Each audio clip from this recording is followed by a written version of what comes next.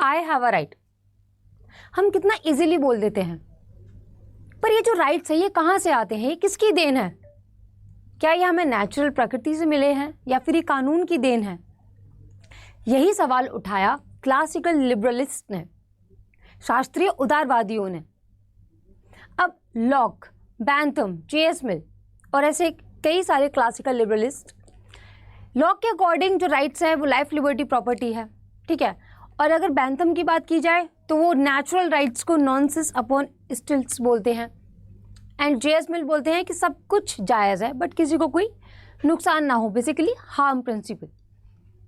तो इससे हमें ये पता चलता है कि जो लिबरलिज्म है ये सिर्फ फ्रीडम, आज़ादी के बारे नहीं है, ये एक पूरी की पूरी कहानी है राइट्स के असली मीनिंग को समझने की। Hello everyone, this is Jaya, your UGC net political science mentor. आज हम डिस्कस करेंगे उन सभी थिंकर्स को, क्लासिकल लिबरलिस्ट थिंकर्स को, जिनका बहुत मेजर कंट्रीब्यूशन रहा है लिबरलिज्म थियोरी में, और साथ के साथ यूजीसी नेट एग्जामिनेशन से अगर लिबरलिज्म टॉपिक की बात की जाए तो ये सिर्फ इंटरनेशनल रिलेशन से कन्फाइंड नहीं है, ये लिबरलिज्म पॉलिटिकल थॉट का भी पार्ट है, कंपैरेटिव पॉलिटिक्स का भी पार्ट है, and I guess public administration का भी पार्ट है, राइट। तो जब आप लिबरलिज्म कवर कर लेते हो तो आप पॉलिटिकल साइंस का ना एक मेजर पोर्शन कवर कर लेते हो। और अपनी पिछली वीडियो में एज आई प्रॉमिस्ड कि नेक्स्ट वीडियो में अच्छे से पॉलिटिकल थिंकर्स पे अलग से बनाऊंगी, क्योंकि लिबरलिज्म टॉपिक में से पॉलिटिकल थिंकर्स के ऊपर ज़्यादा क्वेश्चंस आते हैं, ठीक है। तो इन माय प्रीवियस लेक्चर मैंने आपको लिबरलिज्म होता क्या है वो समझा दिया, अभी हम उनके थिंकर्स की बात करेंगे, और साथ के साथ मैंने इस लेक्चर में बहुत सारे PYQs ऐड किए हैं। अब ऐसे 100 मत गिन लेना, बट हाँ सफिशिएंट PYQs मैंने ऐड किए हैं, जिससे आपको एक बहुत अच्छा आइडिया मिल जाएगा कि आपकी प्रिपरेशन कहाँ तक पहुँची है और आपको आगे किस हिसाब से प्रिपरेशन करनी है। So without wasting any time let's move ahead. Okay, तो हम पहले बात कर लेते हैं जॉन लॉक की। इनका बहुत बड़ा योगदान रहा है, ठीक है। अभी जो जॉन लॉक है उनके अकॉर्डिंग नेचुरल राइट्स क्या है, लाइफ, लिबर्टी और प्रॉपर्टी। लाइफ, लिबर्टी, प्रॉपर्टी को मेरे को समझ लेते हैं अच्छे से। वैसे तो मैं प्रीवियस लेक्चर मैंने इसको एक्सप्लेन कर दिया है, बट स्टिल फटाफट से देख लेते हैं लाइफ, लिबर्टी, प्रॉपर्टी से इनका क्या कहना था। सी लाइफ, ये लाइफ को लेके है कि जो स्टेट है उसका ये फर्ज है कि हर एक इंडिविजुअल का ये एक हक है कि उसे ना सिक्योरिटी मिलनी चाहिए, सिक्योरिटी टू एग्जिस्ट मिलनी चाहिए, ओके। अब बात करें लिबर्टी की। लिबर्टी बोलती है कि, लिबर्टी का कहना है कि ये जो आपको आज़ादी है ये लाइसेंस नहीं है कि आप जो चाहें वो कर सके। That means liberty is not equals to licence of doing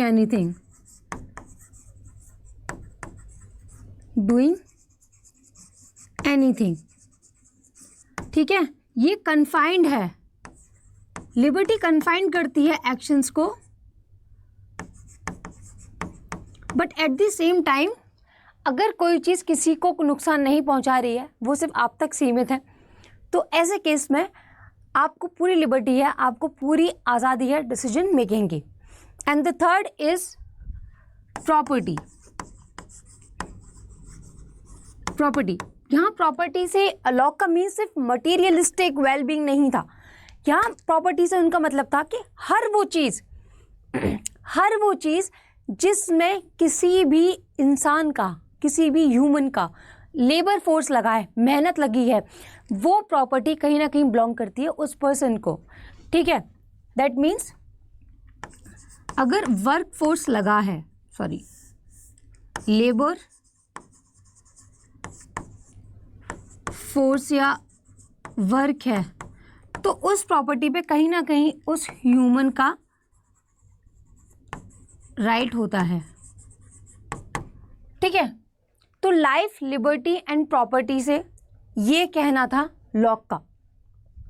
अभी नेक्स्ट देखते हैं कि इन्होंने बात की है लिमिटेड गवर्नमेंट की, कंसेंट, राइट टू रेवोल्यूशन, सीमित सरकार, सहमति और क्रांति का अधिकार। लॉक ने बोला है कि जो स्टेट है उसका रोल इम्पॉर्टेंट है बट ये बहुत लिमिटेड है, ठीक है। जैसे कि सोसाइटी में इतने सारे लोग हैं जिनके जो थॉट्स हैं, ठीक है, पर्सनैलिटीज है, इतनी डिफरेंट है, तो कॉन्फ्लिक्ट का चांस रहता है, ठीक है। अभी एक सोसाइटी है, आप मान लीजिए आपके पड़ोसी से देख लीजिए, आप उस पड़ोसी से कितना अलग है, ठीक है। मान लीजिए वो बहुत गंदगी रखता है, आप बहुत सफाई रखते हो, ठीक है। मान लीजिए वो बार बार कुछ ऐसी अगर सोसाइटी की बात करें तो देखा जाता है ना कि अरे इसने मेरे घर के आगे कपड़े सुखा लिए, ये रोज़मर्रा की ज़िंदगी जिनमें ड्रामे चलते रहते हैं।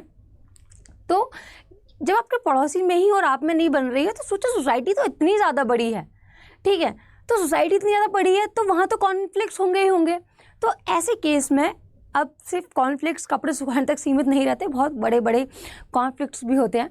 तो अब उनको बचाने के लिए, उनको रिजॉल्व करने के लिए कोई तो एक ऐसी बॉडी चाहिए ना, ठीक है। तो ये बात करते हैं लिमिटेड गवर्नमेंट की, कंसेंट की, राइट टू रेवोल्यूशन की। लिबरलिस्ट थे बट ये कंसेंट और लिमिटेड गवर्नमेंट की बात करते हैं, इंपॉर्टेंट है इसलिए रिपीट कर रही हूँ। Okay, government as trustee of people rights, जो सरकार है वो जनता के अधिकारों की एक ट्रस्टी है, नथिंग मोर देन दैट।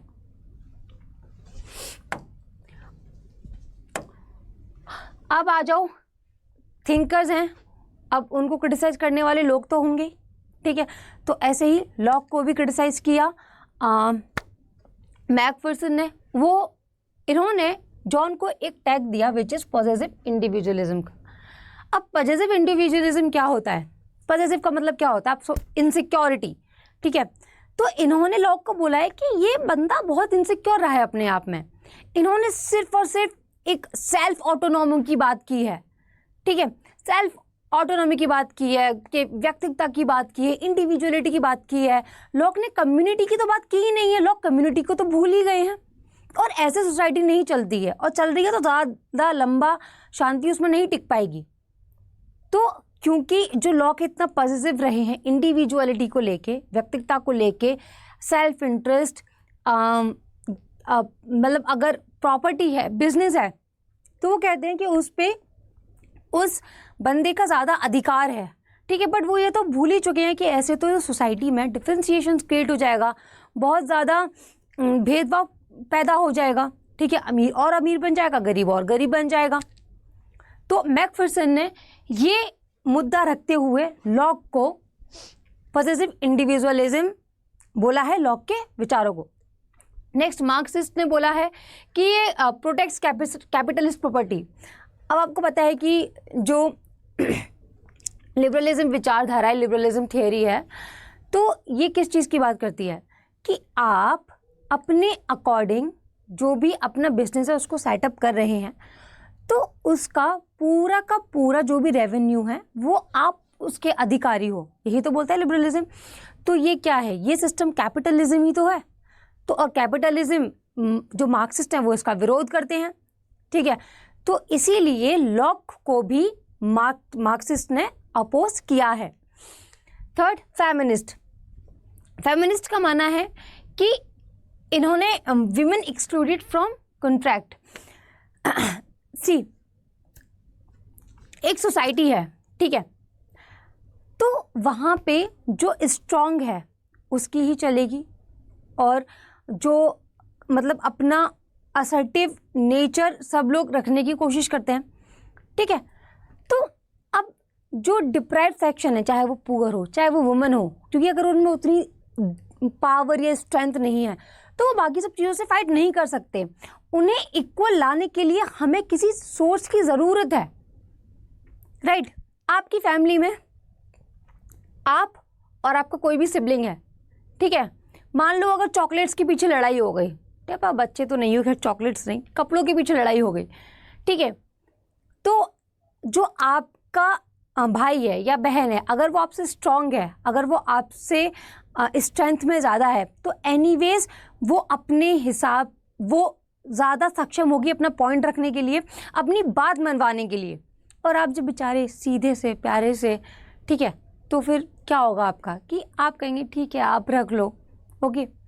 पर मनी मन आप क्या कहेंगे कि भाई मुझे कोई एक ऐसा बंदा चाहिए जो उसको बोले कि ये गलत कर रही है, ठीक है। मुझे कोई ऐसा जन चाहिए जो मेरा सपोर्ट ले, जिससे कि मैं भी इक्वली आके इससे फाइट कर पाऊँ या फिर एटलीस्ट इसके बराबर आ पाऊँ, राइट। तो फिर आएंगी मम्मी। अब मम्मी का काम स्टेट का है, ठीक है। तो यही फेमिनिस्ट बोलते हैं कि जो लिबरलिज्म है ये तो वो है ना कि जिसमें जितनी दम हो, जिसमें जितनी पावर हो, वो उतना आउटपुट ले लो सोसाइटी से, राइट। और जब वुमेन है तो ये तो उनके लिए बहुत ज़्यादा टफ सिचुएशन हो गई ना। तो इसीलिए फेमिनिस्ट ने लॉ को ऑपोज किया है कि ये इतनी इंडिविजुअलिज्म, इतनी इंडिविजुअलिस्टिक अप्रोच रखते हैं which is not good for women. क्योंकि एनीवेज जो स्ट्रॉन्ग वर्ग है विच इज़ मेल, वो अपने बारे में ही सोचेंगे और वो अपनी डोमिनेंस सोसाइटी पर रखेंगे और ऐसे फिर पैट्रियार्कल सोसाइटी बनेगी। क्योंकि इनका क्या कंसर्न था कि it will lead to patriarchal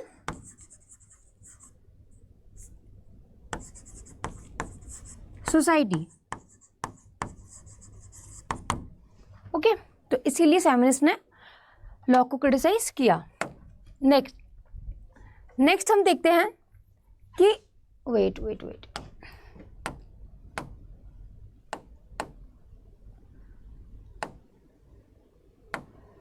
हाँ, नेक्स्ट हम देखते हैं एडम स्मिथ। एडम स्मिथ भी एक इम्पॉर्टेंट है अगर हम लिबरलिज्म की बात करें, ठीक है। इन्होंने बात की है invisible hand and free market की। इनविजिबल हैंड और फ्री मार्केट का मतलब सिर्फ इतना ही है कि जब आप कोई भी बिजनेस इस्टेब्लिश कर रहे हो, ठीक है, हर एक इंडिविजुअल को एक फ्री हैंड मिलना चाहिए अपना बिजनेस एक्सपेंड करने का और शुरू करने का, जिससे कि जब फ्री मार्केट बनेगी और जब फ्री मार्केट बनेगी तो हर किसी ह्यूमन की जो पोटेंशियल है वो सामने आएगी और जब वो पोटेंशियल सामने आएगी तो जो सोसाइटी है उसकी ग्रोथ होगी और डेवलपमेंट होगी, ओके। बट एडम स्मिथ ये तो भूल ही गए कि जो अगेन फिर जो स्ट्रॉन्ग है, क्योंकि अगर मान लीजिए एक ही जेंडर की बात कर लो, अगर 5 मेल खड़े हैं, सबकी पोटेंशियल अलग होती है। मान लो अगर इन 5 में से 2 मेल हैं, उनकी पोटेंशियल ज़्यादा है, वो बहुत मतलब इकोनॉमिकली वेल डेवलप्ड हो जाएंगे। बट जो बाकी के 3 हैं वो क्या करेंगे, ठीक है। उन्हें तो जो naturally they are not bond with that much capacity, वो नेचुरली उतने कैपेसिटी के साथ नहीं पैदा हुए हैं, तो उन्हें कोई सपोर्ट तो चाहिए होगा ना। तो ऐसे में फिर ये जो फ्री मार्केट का कॉन्सेप्ट है अगेन सोसाइटी में एक भेदभाव क्रिएट कर देगा। क्रिटिसिज्म बात की बात थी, हम पहले आप टॉपिक पढ़ लेते हैं, ओके। तो ये बात करते हैं invisible hand and free market की। ये एक मेटाफर है जो एडम स्मिथ से बिलोंग करता है। नेक्स्ट हम बात करते हैं state limited role, defence, law, contracts. Again अभी लॉ का भी हमने देखा था कि वो भी लिमिटेड स्टेट की बात करते हैं, तो यहाँ एडम स्मिथ भी limited role, defence, law, contracts की बात करते हैं। अब देखो इनके क्रिटिसिज्म क्या बोलते हैं। मार्क्स मार्केट एक्सप्लॉइटेशन, ठीक है, क्योंकि वो भी मार्क्स ने क्या बोला था कि कैपिटलिस्ट लोगों को ज़्यादा महत्व देते हैं, तो इधर मार्क्स फिर एडम स्मिथ के लिए भी यही बोलते हैं, not marks exactly, more like Marxist,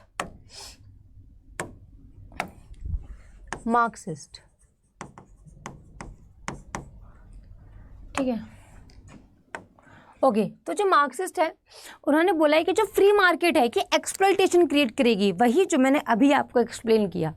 free market है, हर किसी में उतनी कैपेबिलिटी है नहीं, तो जो स्ट्रांग है वो जीत जाएगा, बाकी जो कमज़ोर है वो हार जाएंगे, ठीक है। And which is not right for stable society. एक स्टेबल सोसाइटी बनाने के लिए ये सही नहीं है। नेक्स्ट कीन्स ये बोलते हैं कि market can not regulate itself. जो मार्केट है वो अपने आप रेगुलेट नहीं कर सकती, लोगों को एक कॉन्ट्रैक्ट में बनना होगा और वो कॉन्ट्रैक्ट की अकाउंटेबिलिटी हमें किसी एक अथॉरिटी को देनी पड़ेगी।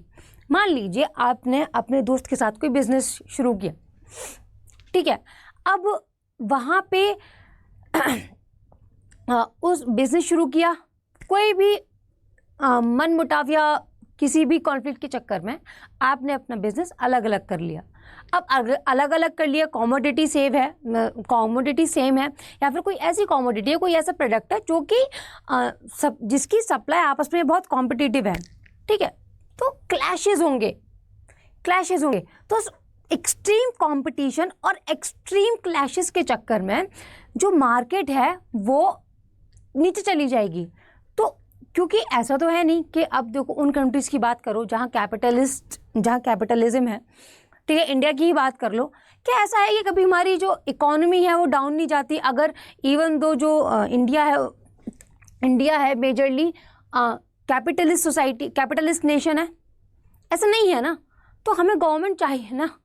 तो अब आप सोचेंगे कि मैम इंडिया में तो गवर्नमेंट भी है फिर भी ऐसा क्यों होता है? चलो अब ये बातें नहीं करते हैं, ठीक है। तो ये कहना था किन्स का कि अगर इतना ज़्यादा इंडिविजुअलिस्टिक अप्रोच रखेंगे, ठीक है, अगर फ्री हैंड की बात रखेंगे तो इससे क्या होगा कि सोसाइटी है वो अच्छे से रेगुलेट नहीं कर पाएगी। Okay, anyways we need a body and authority to regulate the market also. Now अब क्रिएट्स मोनोपोली इनइक्वालिटी। अगेन 5 बंदे हैं, 2 ज़्यादा पावरफुल है, ये 5 में से सिर्फ 1 पावरफुल है, मोनोपोली उसके हाथ में चली जाएगी और बाकी सारे क्या करेंगे?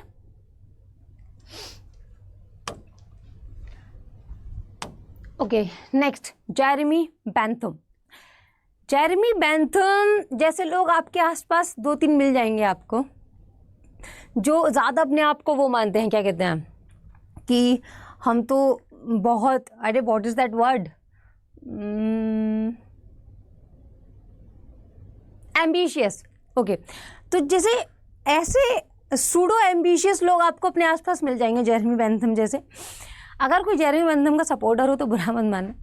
ये बोलते हैं, इन्होंने कंसेप्ट दिया यूटिलिटेरियनिज्म का, ठीक है, greatest happiness of greatest number, greatest happiness of greatest number. हर जरिया, हर मीन्स, हर मीडियम जायज़ है अगर वो आपको ग्रेटेस्ट हैप्पीनेस दे रहा है, ठीक है। एम्बिशियस लोग क्या कहते हैं, हमें पैसा कमाना है, वो चाहे हम कैसे भी कमाएं, ठीक है, ये भी वो भी, कोई एथिक्स नहीं, कोई मॉरल्स नहीं। मैं सूडो एम्बिशियस लोगों की बात कर रही हूँ, नॉट एम्बिशियस लोगों, ठीक है। तो यहाँ पे जो यूटिलिटेरियनिज्म है ये भी बात करता है greatest happiness of greatest number. एक अच्छी सोसाइटी वही होगी जहाँ ज़्यादा से ज़्यादा लोग, मतलब ग्रेटेस्ट नंबर खुश होंगे, ग्रेटेस्ट हैप्पीनेस, ज़्यादा से ज़्यादा लोगों की ज़्यादा से ज़्यादा खुशी। अब इन्होंने एक कैलकुलेटिव मेथड दिया विच इज़ फेलिसिफिक कैलकुलस। फेलिसिफिक कैलकुलस आपके यूजीसी नेट में इतना डीपली नहीं आता है, जस्ट आप ये जान लीजिए कि फेलिसिफिक कैलकुलस की बात जेरेमी बेंथम ने की है, ठीक है, इसीलिए मैंने इसको इतना डीपली ब्रीफ, मतलब इट्स नोट्स नहीं बनाए हैं। तो ये बेसिकली एक कैलकुलेटिव मेथड है ये डिसाइड करने के लिए जो एक्शंस हैं वो मोरली राइट है, सॉरी, जो एक्शंस हैं वो राइट है ये रॉन्ग है, किस बेसिस पे। अगर बंदा खुश है तो वो एक्शंस राइट है, अगर बंदा दुखी है तो वो बंदा राइट है। तो इस तरीके से तो चोरी भी जस्टिफाई हो गई। मान लो सारे बंदे चोरी करने लग जाएं, ठीक है, सारे बंदे चोरी करने लग जाएं, सारे बंदे कुछ भी ऐसा काम करने लग जाएं जिससे उनको हैप्पीनेस मिल रही प्लस उनकी ग्रोथ भी है, तो फिर तो ये जस्टिफाई हो गया। Even though it is Morli wrong, ये तो जस्टिफाई हो गया।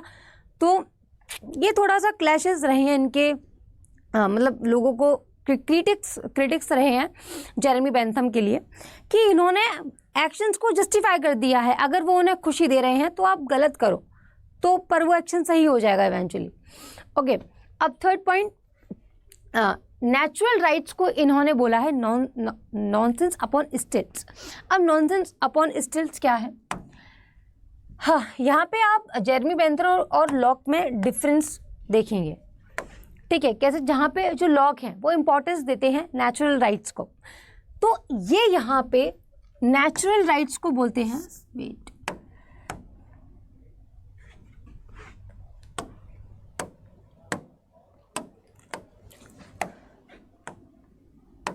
ये यहाँ पे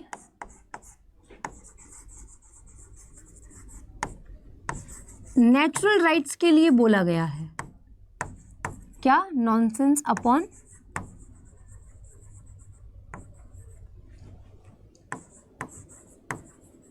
स्टिल्स। जहां पे नॉनसेंस का मतलब तो आप समझते ही हो क्या होता है। इधर अपॉन स्टिल्स का मतलब है एग्जैजरेट।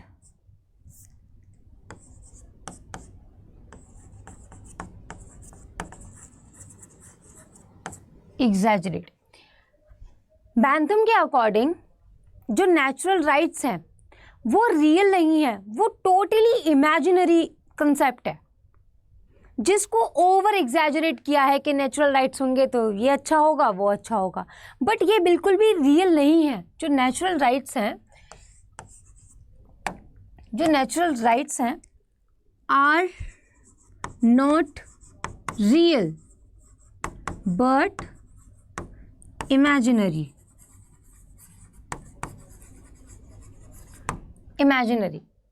ये बोलते हैं नेचुरल राइट्स के बारे में जेरेमी बैंथम। अब आप देखो क्वेश्चंस कैसे आ सकते हैं इसमें से। हालांकि इस तरीके का क्वेश्चन आई डोंट थिंक अभी तक आया है, but still there are chances कि एग्जामिनर कैसे पूछ सकता है, ऐसे पूछ सकता है कि इवन दो जैसे कि लॉक है और बैंथम है, दोनों ही क्लासिकल लिबरलिस्ट हैं, ठीक है, बट स्टिल जो लॉक है उन्होंने नेचुरल राइट्स को भी तवज्जो दिया है और on the other hand Jeremy Bentham natural rights को तवज्जो नहीं दिया है। वो बिल्कुल जेरेमी बैंथम बात करते हैं, वेट ओके, जेरेमी बैंथम बात करते हैं लॉ बेस्ड राइट्स की, okay, law based rights can be said legal rights की, ठीक है, लीगल राइट्स की। तो ये बात करते हैं जेरेमी बैंथम। नाउ इनके क्रिटिक्स क्या हैं कि ये बहुत शैलो थिंकर हैं, मतलब इन्होंने बहुत ऐसे खोखला विचार दिए हैं, इनकी बात पे इतना कुछ दम नहीं है। और देखा जाए तो अगर आप अपनी भी बुद्धि का इस्तेमाल करें तो ये वाली बात के तो कोई सर पैर आपको भी नहीं दिखेंगे कि अगर कोई एक्शन आपको खुशी दे तो वो जस्टिफाई है, राइट है, और कोई एक्शन अगर आपको जस्टिफाई नहीं, अगर दुख दे रहा है तो वो मतलब रॉन्ग हो गया। तो इस बात के तो कोई सर पैर है नहीं। तो वाकई में आई मतलब also consider this as shallow thinking. तो जेएस मिल ने उन्हें शैलो थिंकर बोला हुआ है, ओके। बाकी ये जो कार्लियल है, sorry if I am pronouncing it right, otherwise this is Carlyle, इन्होंने पिग फिलॉसफी बोली है। अब देखो पिग की लाइफ देखिए आपने, क्या करता है, खाता है पीता है, मस्त कीचड़ में लोटपोट करता है, ठीक है। तो अगर देखा जाए तो जो पिग है उससे ज़्यादा एक इंडिविजुअलिस्टिक बंदा तो कोई है ही नहीं, और उसको कोई मतलब नहीं है, उन्हें कोई फ़र्क ही नहीं पैंता सोसाइटी में कीचड़ कर रहा है, ठीक है, वो अपना खाता है पीता है, कीचड़ में लोटपोट मज्जानी लाइफ, ठीक है। तो यही सोचते, यही पिग से ही डिपिक्ट करते हुए जो कार्लियल इन्होंने बोला है कि अगर बंदा ऐसे चलने लगे कि जो मन आया कर दिया खुशी के लिए, मुंह उठा के कुछ भी कहीं भी चल दिए, कुछ भी कर दिया, इस बात की परवाह किए बिना कि इससे किसी हमारे एक्शन से किसी को क्या नुकसान होगा क्या नहीं होगा वगैरह वगैरह, तो ये तो बहुत बकवास है, ये लाइफ तो पिग जैसी है। तो इन्होंने जो जेरेमी बैंथम की तरह से जो इंसान जिए वो और पिग को बिल्कुल इक्वल रखा है। Now ignores minority rights impractical to measure happiness. अब जैसे कि फेलोसोफिक कैलकुलस है, वो क्या बोलता है बेसिकली, जो फेलोसोफिक कैलकुलस है वो ये बोलता है कि जो खुशी है और जो दुख है हम उसको मेजर कर सकते हैं, मेजर कर सकते हैं कि किसी एक्शन करने से किसी बंदे को कितनी हैप्पीनेस मिलती है, और या फिर वो उसके कितने करीब है, या फिर किसी भी एक्शन को करने की वजह से उसे कितना पेन है, या फिर वो वैसे मतलब इस बेसिस पे अपने आप को कितना खुश रख पा रहा है। तो ऐसे कुछ फैक्टर्स की वजह से जो प्लेजर और पेन को मेजर कर सकते हैं। But on the other hand some people criticised it कि इट इज़ इम्प्रैक्टिकल, किसी ऐसे हम प्लेजर और पेन स्पेसिफिक कैलकुलेशन बिल्कुल बेतुका है, ऐसा नहीं हो सकता कि हम किसी का प्लेजर और पेन को कैलकुलेट कर सकें। Now J.S. Mill. J.S. Mill is personally my favorite. Okay, अब ऐसा क्यों है? जो J.S. Mill है वो बोलते हैं, पहले तो इनका एक बहुत इंपॉर्टेंट वर्क है ऑन लिबर्टी, जिसमें उन्होंने बोला है हार्म प्रिंसिपल की बात की है। ठीक है, आप अपनी लाइफ के साथ कुछ भी करो, ठीक है, आप अपनी लाइफ के साथ कुछ भी करो, ठीक है, आपको सुधारनी है सुधारो, बिगाड़नी है बिगाड़ो। ठीक है, आप बोलते हो ना, मतलब बोल ही देते हो जो भी इंसान आपको नहीं पसंद, या फिर अपने दोस्त के बीच कि भाई अगर तू कुएं के पास खड़ा होगा ना तो मैं पीछे से तुझे धक्का और दे दूंगा। ठीक है, तो बेसिकली आपको अपनी लाइफ के साथ जो करना है करो, बट सामने वाले को बख्श दो। यही बोलता है हार्म प्रिंसिपल कि आपके एक्शंस वहाँ कन्फाइंड है, your actions are limited if they are harming others. ठीक है, आपके एक्शंस लिमिटेड हैं अगर वो किसी को हार्म कर रहे हैं। इन्होंने हार्म प्रिंसिपल दिया था, वेरी इंपॉर्टेंट। ओके, नाउ ये बात करते हैं क्वालिटेटिव यूटिलिटेरियनिज्म की, हायर वर्सेस लोअर प्लेजर्स की। मतलब गुणात्मक उपयोगितावाद, उच्च और निम्न सुखों का भेद। Now defence of free speech and women's right.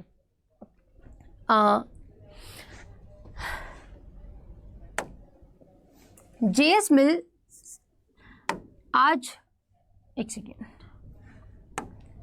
अभी freedom of speech and expression article 19 बोलता है। ठीक है, अभी ये इस बात का freedom of speech and expression, it was majorly propounded by J.S. Mill, propounded by J.S. Mill। ठीक है, freedom of speech and expression का जो नोशन है, कि जो बात है, वो कह सकते हैं कि पहले या फिर बहुत पहले J.S. Mill ने कही। नाउ ये वुमेन राइट्स की भी बात करते हैं एट द सेम टाइम, जैसे कि अभी लॉक है, वहाँ पे तो फेमिनिस्ट ही बोल रहे थे कि आपने तो वुमेन को एक्सक्लूड कर दिया कॉन्टेक्ट से। ठीक है, बट मिल ने मिल ने क्या किया है, उन्होंने वुमेन्स को भी प्रायोरिटी दी है, उनके हक की बात की है। ठीक है, जहाँ मतलब वुमेन को उस टाइम पे अपने घर में कोई नहीं पूछता था, वो एक सोसाइटल लेवल पे उनको हक देने की, उनको राइट्स देने की बात करते हैं। ओके, हाँ, नेक्स्ट इनको भी क्रिटिसाइज किया गया, इनको क्रिटिसाइज किया गया कि हार्म प्रिंसिपल एक एम्बिग्यूअस है, दैट मीन्स हानि सिद्धांत अस्पष्ट है। अब हानि क्या है? अब J.S. Mill ने ये तो बोला कि आप वो एक्शंस करो जो किसी और को हार्म ना करे, बट आप क्या कुछ ऐसे एक्शंस कर सकते हो जिससे आपको नुकसान पहुंचे? फॉर एन एग्जाम्पल, सुसाइड की बात कर लो। ठीक है, तो इस तरीके से तो सुसाइड जस्टिफाई है। ठीक है, सुसाइड जस्टिफाई इस तरीके से क्योंकि आप किसी को हार्म नहीं कर सकते, बट आप खुद को हार्म तो कर सकते हो। तो इसी वजह से ये बहुत एम्बिग्यूअस है, मतलब कुछ स्पष्टता नहीं है। ठीक है, now over emphasis on individualism ignores community. Again liberalist, जो जितनी भी लिबरलिज्म के थिंकर्स हैं, उनकी एक बेसिक क्रिटिसिज्म तो इन्हें मिला है कि ना कम्युनिटी को भूल चुके, सोसाइटी हम ये भूल चुके हैं कि जो इंसान है वो अपने आप को प्रायोरिटी दे, बहुत अच्छी बात है, बट वो रहे एक सोसाइटी में, रहे कम्युनिटी में रहे, आप उसको कैसे नज़रअंदाज कर सकते हो। ठीक है, तो इनको भी यही क्रिटिसिज्म मिला। Next, contradiction between liberty and utilitarianism. अब लिबर्टी आज़ादी है, यूटिलिटेरियनिज्म क्या है कि वो तो जो गलत एक्शंस हैं उनको भी जस्टिफाई करता है। ठीक है, लिबर्टी कम से कम मैंने आपको बताया था कि लॉक में लाइफ लिबर्टी का मतलब क्या है कि लाइसेंस नहीं है किसी के साथ कुछ भी करने का। ठीक है, आप अपने लिए कोई अच्छा डिसीजन ले सकते हो, अपनी लाइफ अपने मुताबिक जी सकते हो, but it's not a licence कि आपको किसी इंसान से प्रॉब्लम है तो आप जाके उसका मर्डर कराओ। आपका पड़ोसी है, आपको उससे प्रॉब्लम हो रही है, ठीक है, आप जाओ उसका मर्डर कराओ, करना नहीं, बट गलत बात है ना ये। तो यही वाली बात है यहाँ पे भी। Now Thomas Paine, Thomas Paine का एक बहुत फेमस वर्क है which is common sense, important है, एग्जाम पॉइंट ऑफ व्यू से, and the rights of man, advocated democracy, opposed hereditary monarchy. इन्होंने डेमोक्रेसी की बात की है, जो हेरिडिटरी मोनार्की है, दैट मीन्स वंशानुगत राजशाही कह सकते हैं, नेपोटिज्म को इन्होंने अपोज किया है। ओके, इनका एक फेमस कोट है, government even in its best state is but a necessary evil. See, यहाँ पे मैं थॉमस पेन को, आप ये एग्जाम पॉइंट ऑफ व्यू से सिर्फ इतने ही इंपॉर्टेंट है, इनके ये 2 काम हैं जो बार बार पूछे जाते हैं, इंपॉर्टेंट है, इनको याद रखना। और उनका ये एक कोट है, ये भी पूछा जाता है, तो आप इसको भी याद रखना कि government even in its best state but are necessary evil. इन्होंने स्टेट को इस लेवल पे क्रिटिसाइज किया है कि चाहे जो स्टेट है वो बहुत इंपॉर्टेंट है सोसाइटी के लिए, बट एक इविल है। सरकार चाहे सबसे अच्छी भी हो, मात्र एक आवश्यक बुराई है। Criticism again, individual freedom, neglecting community, social justice, वही सब है, ठीक है। Political equality is insured but economic inequality remains undressed. इन्होंने पॉलिटिकल, ये इंपॉर्टेंट है, this point is very important. Okay, उन्होंने पॉलिटिकल इक्वलिटी को तो मेक श्योर किया है, ठीक है, उसका ध्यान रखा है, पर साथ ही साथ वो इकोनॉमिक इक्वलिटी को भूल गए, ठीक है। नाउ मार्क्सिज्म ने क्या बोला है? मार्क्सिस्ट बोलते हैं कि liberalism protects capitalist interest. Conservatives ने बोला है too much faith in human rationality, कि इंसान पे बहुत विश्वास किया है, ठीक है। Now in international relations criticised as utopian and unrealistic. जो लिबरलिज्म है इंटरनेशनल लेवल पे, ये एक यूटोपियन है और अनरियलिस्टिक है, आदर्शवादी और अव्यवहारिक है। अब चलो देख लेते हैं कुछ PYQs, बहुत इंपॉर्टेंट है, ये आपको बहुत अच्छे से आइडिया देंगे। Now law concept of property is derive from which principle. जो लॉ का कंसेप्ट है लिबर्टी का, वो किस प्रिंसिपल से डिराइव किया गया है? मैंने आपको भी बताया था कि लॉ में जो प्रॉपर्टी है, चलो पहले इसका आंसर आप दो, आपको 2 सेकंड देती हूँ, 1 2 हो गए, चलो नेक्स्ट। इसका आंसर है लेबर। अब लेबर क्यों है? मैंने आपको यहाँ पे बताया था अभी रिसेंटली कि प्रॉपर्टी अगर उस पे लेबर फोर्स है, लेबर फोर्स है, तो वो कहीं ना कहीं ह्यूमन से बिलोंग करती है। तो यही बोला है कि उन्होंने जो प्रॉपर्टी का कंसेप्ट है यहाँ से ड्राइव किया है कि यहाँ पे जो लेबर है, जो मेहनत है इंसानों की, ये इस प्रिंसिपल से ड्राइव किया गया है। नेक्स्ट, ये एक कोट है, the liberty of the individual be thus far limited, he must not make himself a nuisance to other people. This idea is central to Hume's theory. बहुत इजी है ये, इतना 3 लाइन का स्टेटमेंट देख के डरना नहीं, बहुत इजी है। ये बोलता है कि व्यक्ति की स्वतंत्रता इतनी सीमित होनी चाहिए कि वह दूसरे के लिए कष्टकारी ना बने, दूसरे को हार्म ना करे। हार्म प्रिंसिपल है, और हार्म प्रिंसिपल किसने दिया है? JS मिल ने दिया है। Okay, easy. Next, who among the following describe natural rights as nonsense upon stilts. अभी इतना लंबा चौड़ा तो मैंने समझाया आपको, अलग से स्लाइड लेके अगर ये भी ना कर पाओ तो लानत है मेरे पढ़ाने पे। ओके, मैं आपको कैसे गलत बोल सकती हूँ भाई? Jeremy Bentham. नेक्स्ट, हाँ, government even in its best state but unnecessary evil. Again अभी जस्ट लास्ट थिंकर्स ही मैंने बताया कि गवर्नमेंट चाहे कितनी भी अच्छी क्यों ना हो, वही ना, सास हमेशा कितनी भी अच्छी क्यों ना हो, रहेगी वो बुरी ही। तो इट्स लाइक दैट, इन्होंने ये सास वाला कॉन्सेप्ट दिया है, सास स्टेट, सास है सास, सास है स्टेट। तो ये बोला है किसने? थॉमस पेन ने। अब देखो यहाँ पे मैं ऐसे याद रख सकते हैं कि जो पेन है, पेन मतलब क्या है? दर्द। दर्द कौन देता है? सास।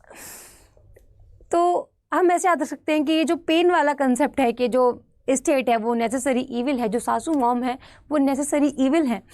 तो वो बात की है थॉमस पेन ने।